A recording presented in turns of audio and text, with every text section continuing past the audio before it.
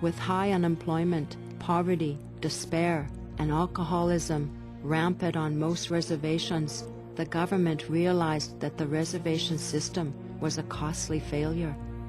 Some officials felt that the problem was that the reservation land was owned by the tribe and not by individual Indians. This was the way Indians had always owned land.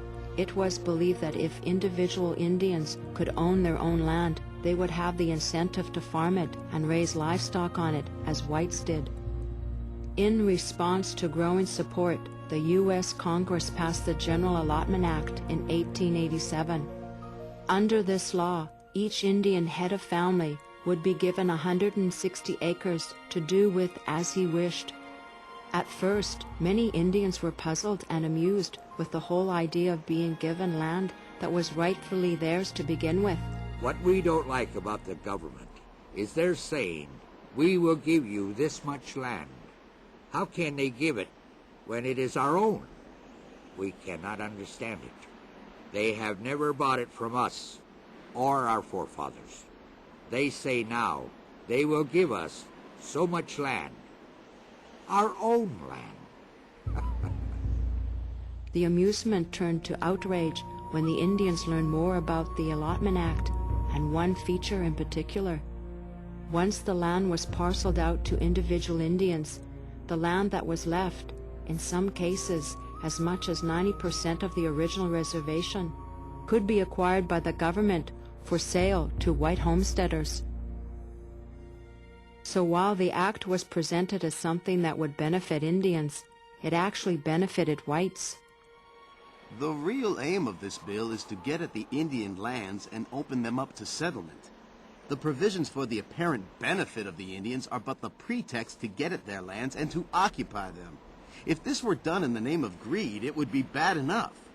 But to do it in the name of humanity, and under the cloak of an ardent desire to promote the Indian's welfare by making him like ourselves whether he will or not, is infinitely worse. The fact was that the General Allotment Act was just another land grab, another scheme to take Indian land. In that 1887 Act, it busted up tribal holdings and took all of the tribe's land away. It was a huge land grab. It stole land. Each individual under this piece of legislation, the General Allotment Act, got 160 acres per male, per Indian male at the head of the household. And the women didn't even get any land. Only the men that would get land. And that was a violation of our Indian treaties, because you can't just simply, wipe out millions of acres without consent. So it was taking without compensation, and that's unlawful. So that was a real sad chapter in Indian history. Between those years of 1887 and 1934, we lost over 90 million acres of land that was stolen from Indian country. As it turned out, the General Allotment Act, which was intended to bring Indians into mainstream America, was a failure. Few Indians had either the desire, the experience, or the equipment to farm their land, and most wound up leasing or selling their land to whites at bargain prices. About the only thing the act did achieve was what most Indians had feared, a further loss of Indian land. Surplus Indian land was advertised for sale on posters and in newspapers throughout the country, starting a land rush in nearly every western state. White homesteaders streamed into Indian country. Teepee villages were replaced by ranches and farms. Entire towns sprang up overnight. The West was completely transformed in just a few decades. In states like South Dakota, the General Allotment Act and others like it helped contribute to a steady erosion of Indian land, so that by the early 1900s, the once vast reservations that spanned the entire state were reduced to a patchwork quilt of small, isolated reservations. The Indians were caught between two worlds. They didn't have enough land to continue living in the old ways, and they didn't have the education or training to pursue lives elsewhere.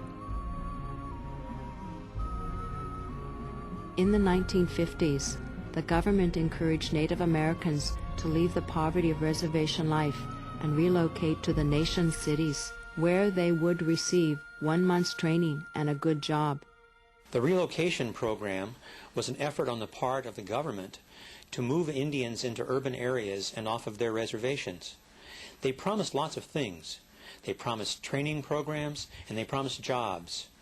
Indians were moved to places like Denver, Minneapolis, Cleveland, San Francisco, and Los Angeles. But the problem was that there was very little training and even fewer jobs. While a few Indians were successful in making the transition to city life, most of them wound up living in the same sort of poverty they had hoped to escape on the reservation. What's worse, the Indians faced prejudice in the cities from people who didn't want them there.